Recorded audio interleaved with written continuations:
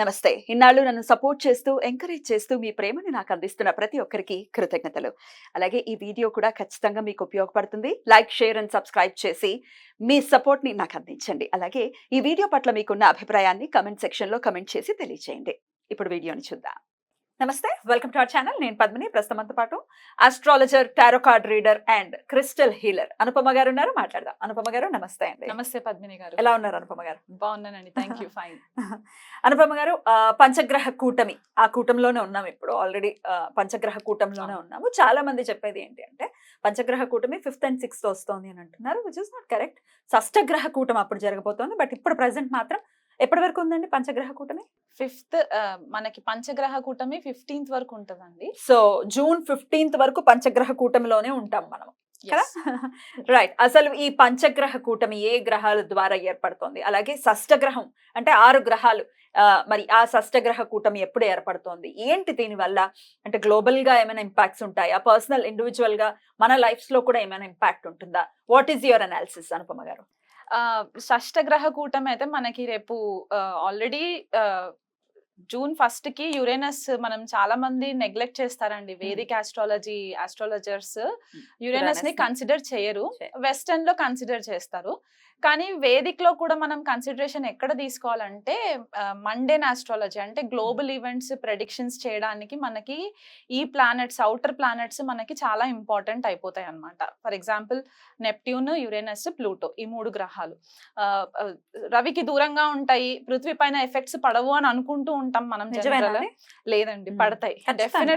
Definitely పడతాయి. అంటే ఇవి జనరేషనల్ గా చేసే చేంజెస్ అన్నమాట. ఒక కంప్లీట్ ఒక జనరేషన్ ని మార్పు తీసుకొచ్చే ప్లానెట్స్ అన్నమాట ఇవి. సో ఇంపాక్ట్ కొద్దిగా తక్కువ కనబడుతుంది డే టు డే రొటీన్ లో, కానీ ఎక్కువ కాలం ఉంటుంది కాబట్టి ఒక రాశిలో. ఎంతండి సుమారుగా యురానస్? ఇప్పుడు యురానస్ వచ్చేసి మనకి 84 సంవత్సరాలు పడుతుందండి మొత్తం ఒక రెవల్యూషన్ కంప్లీట్ చేయడానికి. అంటే ఏ రాశి నుంచి మొదలెట్టుకుంటే మళ్ళీ ఆ రాశి దగ్గరికి రావడానికి 84 years పడుతుంది. అంటే ఒక రాశిలో 7 సంవత్సరాలు ఉంటది అనమాట యురేనస్. సో ఇప్పుడు యురేనస్ వృషభ రాశిలోకి ఎంటర్ అయింది. మేషం అగ్నితత్వ రాశి నుంచి ఇప్పుడు భూతత్వ రాశిలోకి ఎంటర్ అయింది. అక్కడే ఆల్రెడీ మనకి కొన్ని గ్రహాలు ఉన్నాయి. గురువు, శుక్రుడు, బుధుడు, రవి, ఈ 4 గ్రహాలు ఉన్నాయి. సో ఇప్పుడు యురేనస్ మనకి మొన్న జూన్ 1st కి ఎంటర్ అయినప్పుడు పంచగ్రహ కూటమి లాగా మనం కన్సిడర్ చేసుకోవచ్చు. కానీ జూన్ 5వ తారీఖు 6వ తారీఖు మాత్రం చంద్రుడు ఎంటర్ అవుతాడు కాబట్టి మనకి షష్టగ్రహ కూటమి ఏర్పడుతుంది. సో జనరలీ ఆల్రెడీ మనకు ఒకసారి కోవిడ్ ఇన్సిడెంట్ జరిగింది కాబట్టి షష్టగ్రహ కూటమి అంటే రకరకాలుగా భయాలు ఉన్నాయి జనాలలో. అదే కోవిడ్ రావడం, లాక్డౌన్ రావడం, అట్లాంటి సిచ్యువేషన్స్ ఉండవు. ఎందుకంటే ఇక్కడ మనకి ఆ వాయుతత్వం ఎక్కడ కనిపించట్లేదు. అంటే బ్రీదింగ్ ఇష్యూస్ కి, వైరస్ స్ప్రెడ్ అవ్వడానికి అట్లాంటి ఇష్యూస్ కనబడట్లేదు. కానీ యురేనస్ అనే ఈ గ్రహం ఏంటి అంటే బేసికలీ మనకి కొద్దిపాటిగా హయ్యర్ వర్షన్ ఆఫ్ బుధుడు అని చెప్పుకోవచ్చు అనమాట. ఓకే, మనకి ఏరోస్పేస్ ఇండస్ట్రీస్ అవ్వచ్చు, sudden shocks, sudden earthquakes రావడానికి, భూకంపాలు రావడానికి, ఏదైనా సడన్ గా జరిగిపోవడానికి అన్నమాట. ఎందుకంటే రూలింగ్ వచ్చేసి కుంభరాశిని రూల్ చేస్తారు యురేనస్. మనకి తెలుగులో ఏమంటారంటే అరుణుడు అని కొంతమంది అంటారు, ప్రజాపతి అని కొంతమంది అంటారు, ఇంద్రుడు అని కొంతమంది అంటారు. సో ఇప్పుడు ఇంద్రుడి నేచర్ మనకి స్వతహాగా మైథలాజికల్ స్టోరీస్ తెలిసిన ప్రకారం అయితే కొద్దిగా అగ్రెసివ్ గానే ఉంటూ ఉంటారు. కాబట్టి ఈ ప్లానెట్ కొద్దిగా ఇరెటిక్ బిహేవియర్ ఉంటుంది అనమాట. అంటే రెబెల్ గా ఉండే ఛాన్సెస్ ఎక్కువ ఉంటాయి. ఆ డామినెన్స్ అంతా కూడా కొద్దిగా రెబెలియన్ గా ఉంటుంది అనమాట.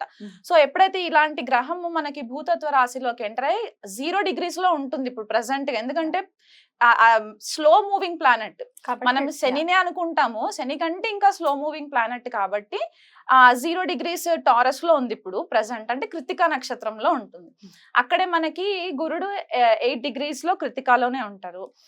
బుధుడు కూడా మనకి ఇంచుమించు 3 degrees 4 degrees 7 degrees ఉంది. 7 degrees బుధుడు మనకి కృతికాలో ఉంటారు. రోహిణిలో రవి అండ్ శుక్రుడు 20-21 degrees క్లోజ్ కంజంక్షన్స్ లో ఉంటాయి. అండ్ తర్వాత మళ్ళీ చంద్రుడు ఎంటర్ అవుతాడు. సో చంద్రుడు కూడా కృతికాలోనే, అంటే ఒక 4 గ్రహాలు కృతికా నక్షత్రంలోనే ఉంటాయి అన్నమాట. ఆల్రెడీ మనకు తెలిసింది ఏంటంటే కృతికా నక్షత్రం అగ్నితత్వ నక్షత్రం. అండ్ సింబల్ కూడా మనకి రేజర్, ఫైర్, కత్తి, ఇవన్నీ తోటి మనం కన్సిడర్ చేసుకుంటాం.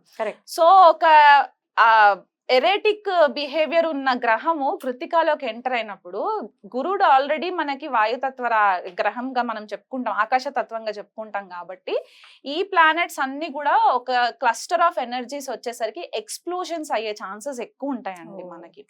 అందులో యురేనస్ ఏంటంటే 84 years అని చెప్పాను కదా, క్రితం జరిగిన ట్రాన్సిట్ ఎప్పుడు అని అంటే 1940వ సంవత్సరంలో జరిగింది ట్రాన్సిట్. అప్పుడు టారస్ లో ఉన్నారు, అప్పుడు వృషభంలో ఉన్నారనమాట యురేనస్. అప్పుడు ఏం జరిగింది?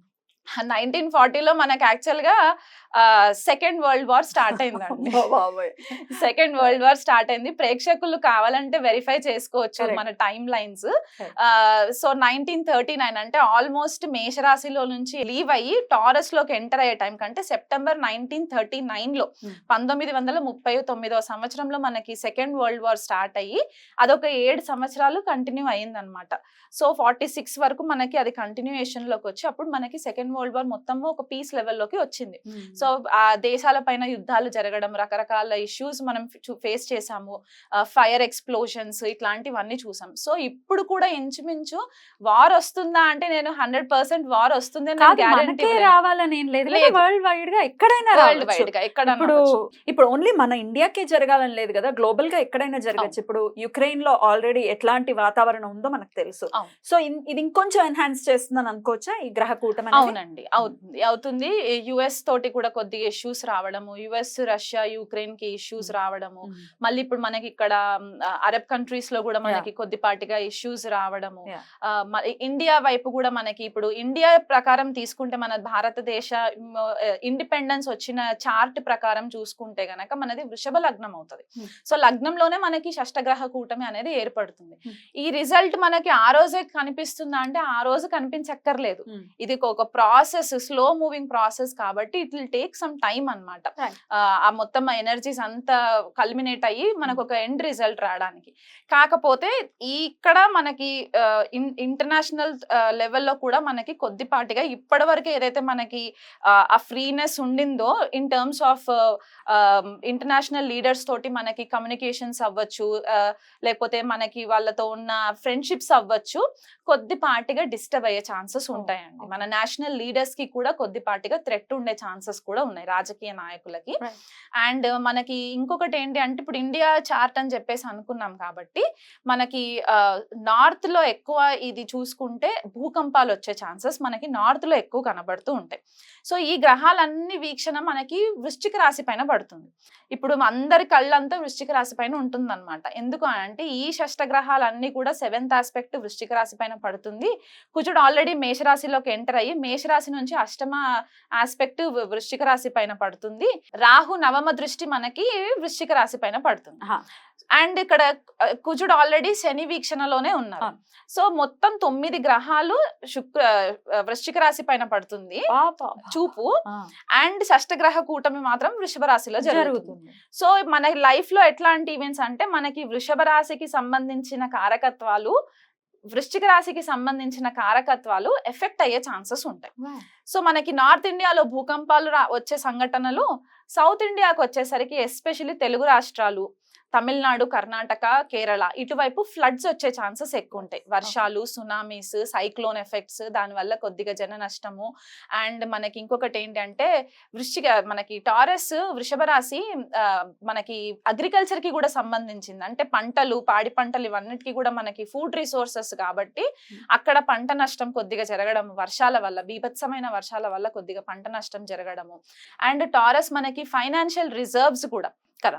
సో ఫైనాన్షియల్ గా కూడా మనకి కొద్దిపాటిగా డిస్టర్బెన్సెస్ రావడము, సడన్ చేంజెస్ రావడము, గ్లోబల్ అంటే మనకి ఇంటర్నేషనల్ లెవెల్ అండ్ మనకి నేషనల్ లెవెల్లో కూడా ఫైనాన్షియల్ రీస్ట్రక్చరింగ్ జరిగే ఛాన్సెస్ ఈ షష్టగ్రహ కూటమి ఎఫెక్ట్స్ వల్ల జరిగే ఛాన్సెస్ ఉన్నాయి. అండ్ అది కాకుండా స్పెసిఫిక్ గా ఇది ఎవరికి ఎక్కువ వర్తిస్తుంది అంటే ఇండివిజువల్ హారోస్కోప్స్ లో కూడా సడన్ గా ఫైనాన్షియల్ రిసెంట్మెంట్ రావడము. అండ్ ఇంకొకటి ఏంటి అంటే స్టాక్స్ లో ఇన్వెస్ట్మెంట్స్ చేస్తూ ఉంటారు కొంతమంది. స్టాక్స్ లో సడన్ గా లాసెస్ ఫేస్ చేయడము, ఒక కన్ఫ్యూజన్ కైండ్ ఆఫ్ ఎనర్జీస్ మనకి కనబడతాయండి ఈ Okay. షష్టగ్రహ కూటమి ఎఫెక్ట్స్ వల్ల. ఎన్నాళ్ళు ఉండొచ్చు ఈ ఇంపాక్ట్స్ అంతా కూడా? ఈ షష్టగ్రహ కూటమి అయితే మనకి 2 రోజులు ఉంటుంది. ఉంటుంది. జూన్ పంచగ్రహం 5. అయితే? పంచగ్రహం అయితే మనకి జూలై 15వ తారీఖు వరకు ఉంటుంది. అంటే రవి మనకి వృషభ రాశిలో నుంచి మిథునంలోకి వచ్చేయాలి. తర్వాత శుక్రుడు కూడా మిథునంలోకి వచ్చేస్తారు.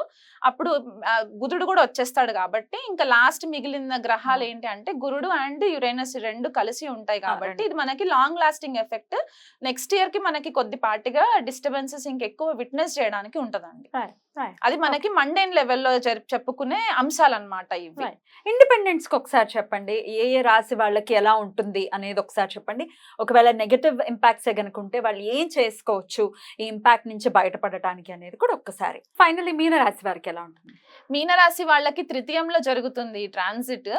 సో వీళ్ళకి సబ్ కాన్షియస్ మైండ్ యాక్టివ్ అయిపోవడం. Okay. And cluster of planets ఇక్కడ తృతీయంలో జరగడం అండ్ మీనరాశిలోనే ఆల్రెడీ అక్కడ రాహు సంచారము, నెప్ట్యూన్ కూడా ఉంది. మనం నెప్ట్యూన్ కన్సిడర్ చేయము జనరల్ గా, but I'm just telling. Neptune కూడా అక్కడ ఉంది కాబట్టి కొద్దిగా ఏవైతే ఇల్యూషన్స్ ఇదివరకు ఏవైతే మాయా ప్రపంచంలో ఉండుంటే గనక ఆ ఇల్యూషన్స్ సడన్ గా వీళ్ళకి రియాలిటీ లాగా టర్న్ అవ్వడం అన్నమాట. అది వీళ్ళ అన్ఎక్స్పెక్టెడ్ రియాలిటీ. అది పాజిటివ్ అవ్వచ్చు, నెగిటివ్ అవ్వచ్చు. అదొకటి జరిగే ఛాన్సెస్.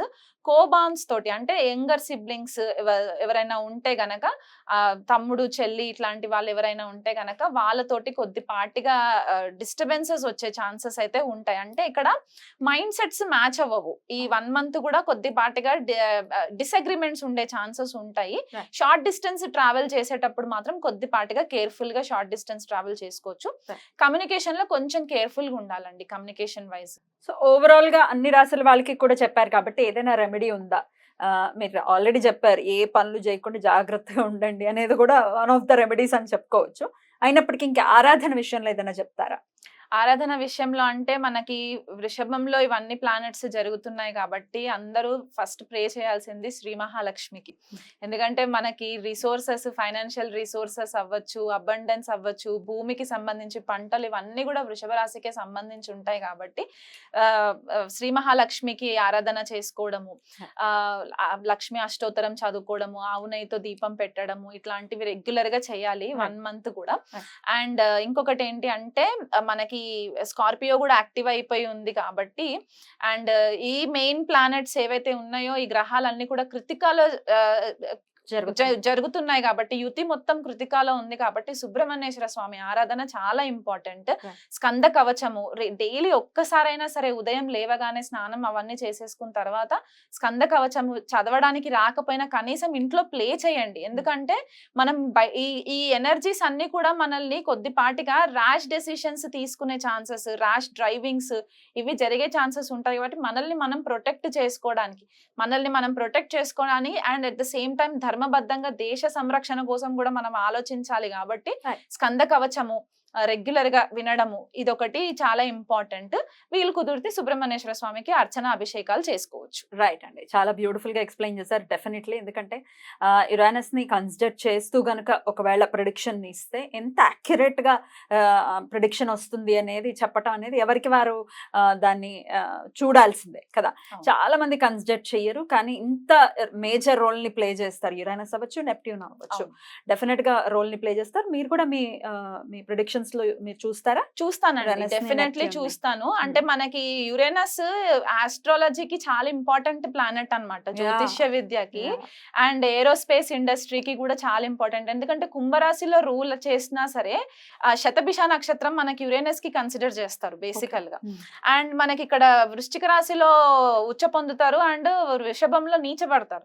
సో ఈ 2 మెయిన్ అకల్ట్ కి సంబంధించి అంటే గుప్త విద్యలకి సంబంధించిన 2 మెయిన్ రాశుల్లో యురేనస్ చాలా అద్భుతంగా వివరించారు. ఈ నెల్లాళ్ళు కూడా వీలైతే కూడా అందరూ చాలా జాగ్రత్తగా ఉంటూ అటు సుబ్రహ్మణ్యేశ్వర స్వామి ఆరాధన అండ్ లక్ష్మీదేవి ఆరాధన చెప్తున్నారు కాబట్టి అవి చేసుకుంటూ అందరికీ ప్రశాంతవంతంగా ఈ సమయం వెళ్ళాలని మనస్ఫూర్తిగా కోరుకుంటూ చక్కగా మాకు తెలియజేశారు. కృతజ్ఞతలండి. నమస్తే. నమస్తే అండి.